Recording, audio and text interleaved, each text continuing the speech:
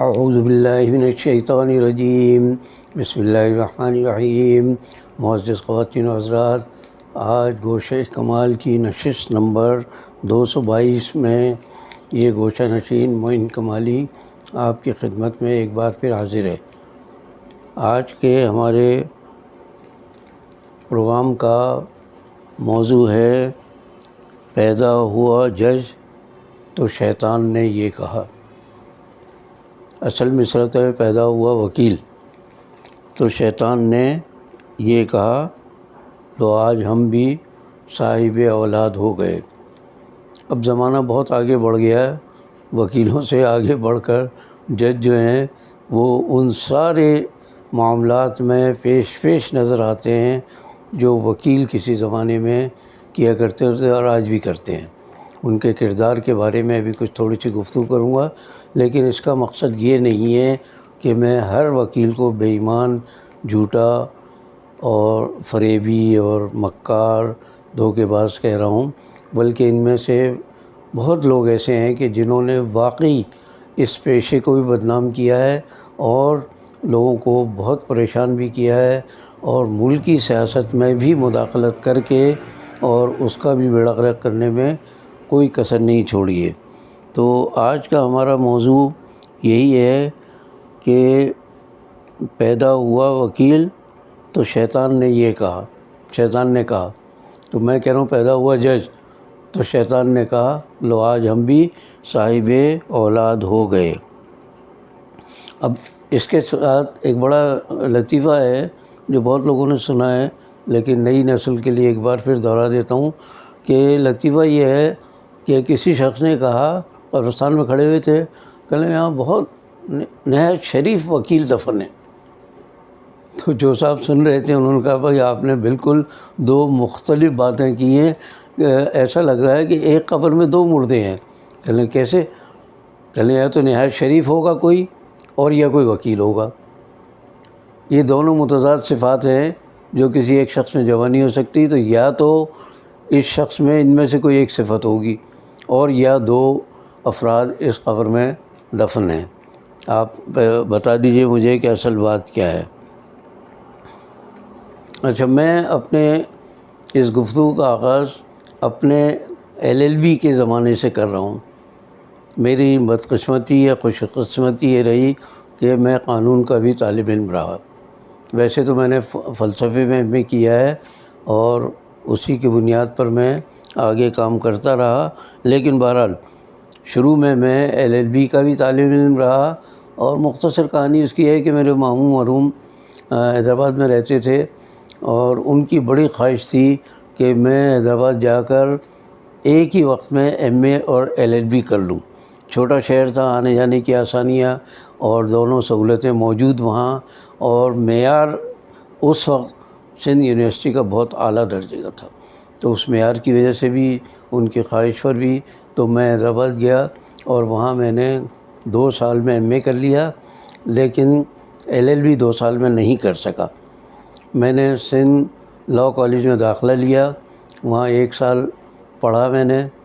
اور وہ سال میں نے گزار دیا، کامیاب ہو گیا۔ دوسرا سال جب میں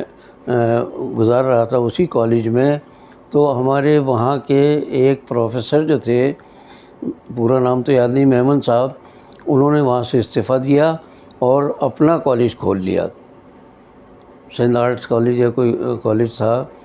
سٹی کالج حیدرآباد میں، اس میں انہوں نے جناح لاء کالج کے نام سے اپنا کالج کھول لیا اور ہم جیسے شاگردوں سے کہا کہ آپ وہاں آ کے پڑھیے، وہاں داخلہ لیجئے، LLB کا دوسرا سال آپ وہاں مکمل کر لیجئے، مجھ سے جو سہولتیں ہوں گی دوں گا میں۔ تو ہم ان کے کہنے میں وہاں جا کر داخل ہو گئے۔ اب وہاں داخلے کا نقصان ہمیں یہ ہوا کہ جب ہم نے امتحان دیا تو وہ صاحب پڑھایا کرتے تھے، میمن صاحب، کرمنل لاء۔ اس میں پورے یونیورسٹی میں اس کالج کے، جناح لاء کالج کے تقریباً سارے لڑکے اس مضمون میں فیل ہو گئے، اور فیل کیے گئے اس لیے کہ میمن صاحب سندھ لاء کالج چھوڑ کر وہاں گئے، اپنا الگ کالج بنایا تھا۔ تو یہ مخاصمت کہیں، مخالفت کہیں یا تعصب کہیں، دشمنی کہیں، جو بھی ہے، ان کی سزا ہمیں بھگتنی پڑی کہ ہم کریمنل لاء میں فیل ہوئے، میں بھی کریمنل لاء میں فیل ہوا، اور بڑی دلچسپ بات یہ بتاؤں کہ میں زندگی میں کبھی فیل بھی نہیں ہوا تھا۔ اس سال ایک سبجیکٹ میں ایک مضمون میں فیل ہونے کا مجھے دکھ بہت ہوا، لیکن بہرحال کر کیا سکتے تھے۔ پھر بعد میں پھر وہ اچھا وہاں سندھ یونیورسٹی میں ایک کمال یہ تھا کراچی یونیورسٹی کے برعکس کہ وہاں اگر ایک مضمون میں فیل ہو، یہ شاید پہلے بتا چکا ہوں، وہاں میٹرک کا امتحان بھی یونیورسٹی لیا کرتی تھی ایک زمانے میں، تو اگر 10 پرچے ہوتے تھے میٹرک کے، اگر 10 پرچے میں سے ایک میں بھی فیل ہو گیا ہے طالب علم تو اگلے سال سارے 10 پرچے دینے پڑیں گے اس کو۔ یہ نہیں کہ خالی اسی سپلیمنٹری آج کل جو کہلاتے ہیں ضمنی انتخابات، وہ اس زمانے میں نہیں تھے، بس اگلے سال سارے امتحان دیں گے آپ سارے پرچوں کے۔ تو خیر وہ کرمنل لاء میں جس میں ہم سب فیل قرار پائے، انہیں پھر بعد میں امتحان دینا پڑا، اور سارے مضامین کا امتحان دے کر دوسرے سال کے پھر ہم LLB کہلائے۔ اچھا LLB اس زمانے میں عام طور سے نہیں ہوتے تھے، آج تو وکلاء کی بھیڑ نظر آتی ہے، آپ کسی بھی کورٹ میں چلے جائیں، کالے کپڑوں میں اور کالی ٹائی میں گھوم رہے ہیں نوجوان بوڑھے سارے ادھر سے ادھر، اور ان کو بلکہ بعض اوقات تو ملتے ہی نہیں موکل کوئی کہ جن کا کیس وہ لڑ سکیں، خالی گھومتے رہتے، اس لیے کہ بے شمار لوگ LLB کا آسان لگتا تھا ان کو LLB۔ اب آسانی کی وجہ میں بتا دیتا ہوں آپ کو، ایک میں نے زندگی بھر جتنے امتحان دیے اس میں خود تو نقل کرنے کا تصور ہی نہیں کیا، اب دوسرے کبھی کوشش کرتے تھے کہ میری کاپی میں سے نقل کریں تو وہ ادھر ادھر ہٹاتے تھے، لیکن سندھ یونیورسٹی میں عام طور سے معمول نہیں تھا، وہاں بڑی دیانتداری کے ساتھ امتحان۔ لیکن LLB میں نے جب امتحان دینے کے لیے داخلہ لیا اور اس کے بعد بیٹھا امتحان میں، آپ یقین کریں جو میں نے حال دیکھا نقل کا، ادھر سے ایک میرے پیچھے پیٹھ پہ ہاتھ مار رہا ہے کہ ذرا سے ادھر ہو جاؤ، پھر ادھر سے کوئی ہاتھ مار رہا ہے، اور میں کہہ رہا بھائی مجھے جو کچھ آتا ہے وہی لکھنے دو خدا کے واسطے۔ وہ بہت تنگ کیا، اتنا نقل میں نے زندگی میں کبھی نہیں دیکھی تھی جتنی میں نے وہاں LLB میں دیکھی۔ تو کہنے کا میرا مقصد یہ ہے، اس کے بعد تو خیر کراچی میں بہت نقل عام ہو گئی تھی، اور ایک دور تو بڑا مشہور تھا کہ لوگ پستول رکھ کر یا دھمکی دے کر اور کھلے عام نقل کرتے تھے، لیکن سندھ یونیورسٹی کا ماحول اتنا اچھا تھا سوائے LLB کے، تو مجھے اندازہ ہو گیا کہ جس کی بنیاد ہی غلط پڑ رہی ہو، جس کی بنیاد پڑ رہی ہو،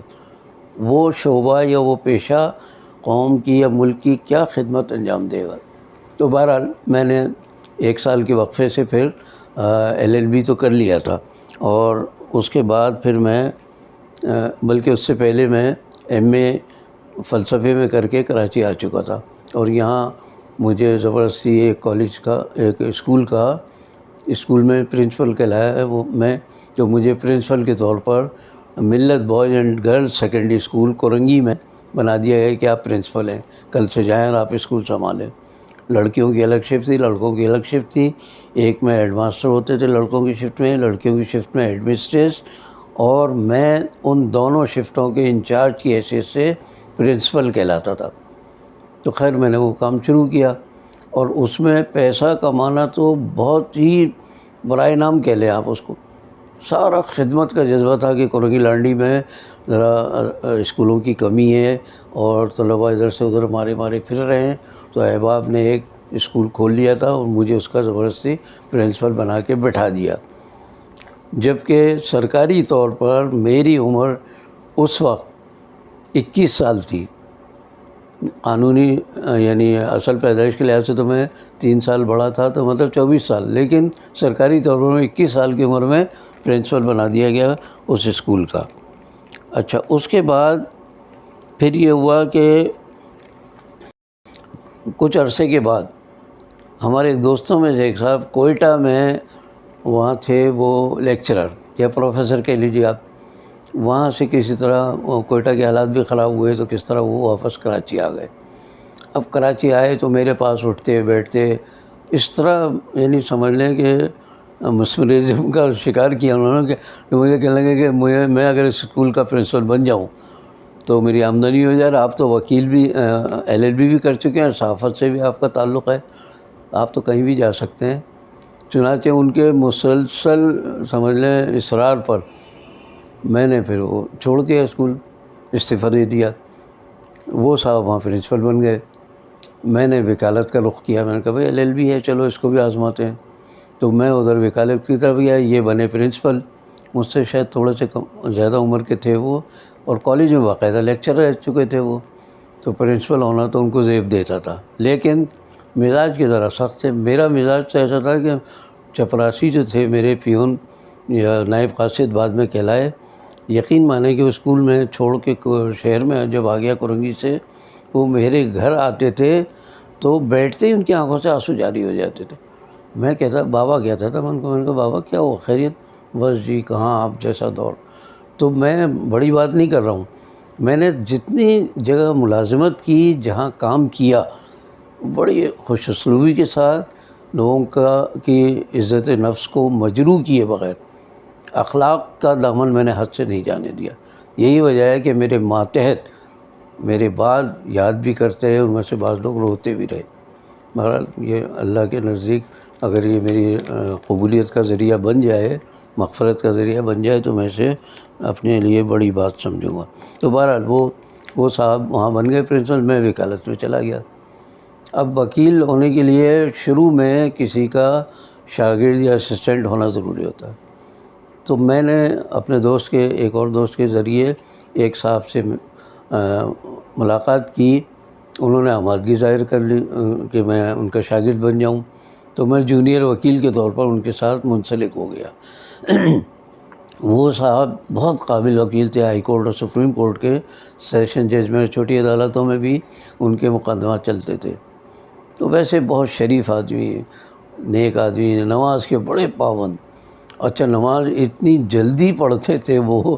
کہ مجھے بعد میں خیال آیا کہ اللہ کرے کہ وہ جج بن جائیں تو فیصلے بھی اتنی جلدی کریں یہ، کیونکہ ہمارے ملک میں ایسا نظام ہے عدالت کا کہ 10 15 20 سال تک ایک مقدمہ چلتا رہتا ہے۔ میں نے خود اپنی آنکھوں سے طلاق کا ایک مقدمہ دیکھا جو 18 یا 20 سال تک چل رہا تھا جس زمانے میں وکالت کا۔ تو بہرحال مجھے وہاں وکیلوں کا جو رویہ، ججوں کے معاملات مجھے اچھے نہیں لگے، میرے مزاج کے خلاف لگے، اس لیے کہ وہ جو میں نے اکبر الہ آبادی کا شعر پڑھا تھا، اس سے اندازہ کر لیں کہ وکیل کا دیانتدار ہونا، ذمہ دار ہونا بہت محال ہے، بہت مشکل ہے۔ آپ کو ایک بات سے میں اندازہ کر لیں آپ کہ کس طرح کا ماحول میں نے دیکھا کہ وہاں فائل کے نیچے اس زمانے میں 2 روپے کا نوٹ ہوتا تھا، 2 روپے کا نوٹ فائل کے نیچے چلتا تھا، اور پیشکار کے سامنے وہ لے آ کے رکھتے تھے فائل، وہ نوٹ نکال کے جیب میں رکھتا تھا، اور اس کے بعد وہ جو تاریخ مانگتے وہ تاریخ دے دیتا تھا۔ تو وہ بیچارے موکل لٹکے رہتے تھے کئی سال تک، ان کے مقدمات جو ہیں پیش ہی نہیں ہوتے تھے۔ وہ پیشکار صاحب جو ہیں وہ تاریخ دے دیتے تھے پیسے لے کر۔ اب 2 روپے کی کیا حیثیت ہے، آپ ذرا اندازہ کریں۔ پھر کرنگی میں ہمارے ایک پیشکار صاحب جاننے والے تھے، ایک دن میں نے ایسے ذکر کیا ان سے، ارے کہنے جی آپ کیا بات کرتے ہیں، میں اتنے سال سے پیشکار ہوں، پتہ ہے طریقۂ واردات کیا ہے؟ میں نے کہا بتائیے۔ کہنے ہوتا یہ ہے کہ پیشکار کے اور جج یا مجسٹریٹ جو بھی ہے اس کی میز ایک ہی ہوتی ہے، اور اس میں ایک ہی دراز ہوتی ہے جو دونوں طرف کھلتی ہے۔ تو وہ جو آتا ہے تاریخ لینے کے لیے یا کچھ جو بھی اپنے معاملات میں گڑبڑ کرانے کے لیے، تو وہ پیسے دیتا تھا، اور پیشکار جو ہے وہ اپنی طرف کی دراز کھول کے اس میں پیسے ڈال دیتا تھا۔ پھر وہ بعد میں وہ جج صاحب یا مجسٹریٹ صاحب اپنی طرف کھولتے تھے دراز، اور وہ پیسے نکال کے اپنی جیب میں رکھ لیتے تھے، اور قسم کھانے کے لیے تیار ہوتے تھے کہ کسی کی بھی قسم لے لیں میں نے اس شخص سے پیسے نہیں لیے، میں نے کوئی رشوت نہیں لی اس سے۔ ظاہر ہے انہوں نے تو لی نہیں تھی، وہ تو اس کے دراز کے اندر تھی رشوت، تو انہوں نے مانگی نہ اس کے ہاتھ سے لی۔ تو اس طرح کا معاملہ یعنی وہ پیشکار صاحب نے جب مجھے بتایا، میں نے کہا خیر اس حد تک تو میں نے نہیں دیکھا، لیکن جتنی گڑبڑ میں نے دیکھی ہے وہاں، اللہ گواہ ہے کہ شاید ہی دنیا میں کسی شعبے میں نے اتنی خرابی دیکھی ہو۔ اور جناب گڑبڑ کا یہ عالم کہ بڑے بڑے متقی پرہیزگار وکیل جھوٹ بولنے میں، بے ایمانی کرنے میں ذرا عار محسوس نہیں کرتے۔ میرے تو مزاج کے خلاف تھا سارا۔ آج کے لیے بس اتنا ہی، باقی بشرط زندگی باقی۔ اللہ حافظ۔